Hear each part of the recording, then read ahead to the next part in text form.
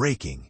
Hamas signals openness to Trump's Gaza ceasefire plan, but will it bring lasting peace? In a surprising turn of events, Hamas and other Palestinian factions appear to be leaning towards accepting former President Donald Trump's ambitious 20-point plan to end the devastating war in Gaza, according to a source close to the negotiations who spoke to CBS News. But here's where it gets controversial.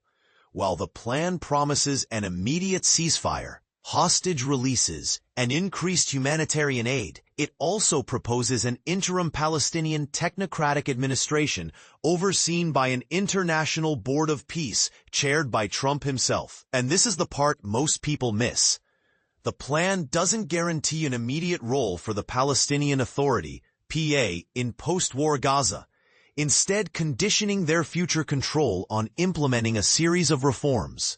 This has sparked debate, with some praising the plan's potential to end the bloodshed and others questioning its long-term viability and fairness.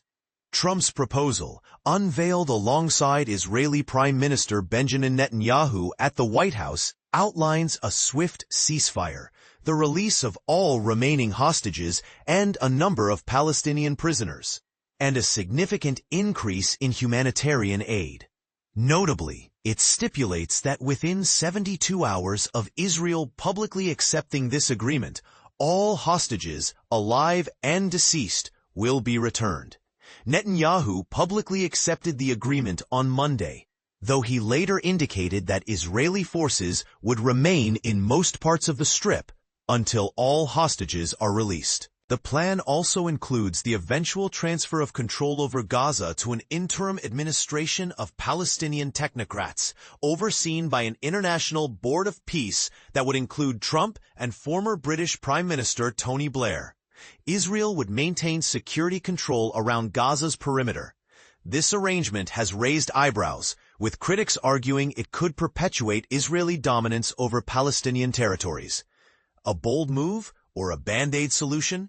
The PA, which partially administers areas of the Israeli-occupied West Bank, has expressed support for the plan, emphasizing the importance of partnership with the United States and committing to reforms, including holding presidential and parliamentary elections within a year of the war's end.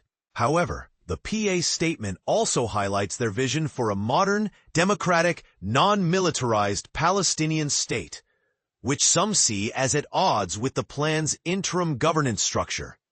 Several Muslim-majority nations, including Jordan, the UAE, Indonesia, Pakistan, Turkey, Saudi Arabia, and Qatar, have voiced support for Trump's initiative, welcoming his sincere efforts and expressing confidence in his ability to broker peace. The European Council's president, Antonio Costa, also expressed encouragement, urging all parties to seize this opportunity. Similarly, the UN High Commissioner for Human Rights, Volker Turk, welcomed any initiative that could end the carnage and suffering in Gaza. But what do Gazans themselves think? Reactions on the ground are mixed. One resident of Deir al-Balah, who has been displaced 14 times during the war, expressed deep skepticism. Trump's proposal doesn't matter. Trump is Israel. The U.S. is with Israel. Israel is America. The Arab states all conspired against us, and America is Israel. Another resident, however, focused on the immediate need for peace. Anything that ends the bloodshed and the fighting is good. Anything that will end the slaughter that we are going through.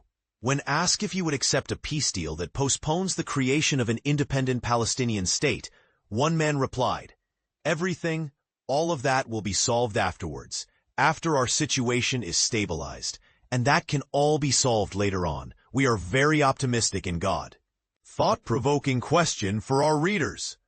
Does Trump's plan offer a genuine path to peace, or does it merely delay the deeper issues of sovereignty and self-determination for Palestinians? Share your thoughts in the comments below, and let's keep the conversation going.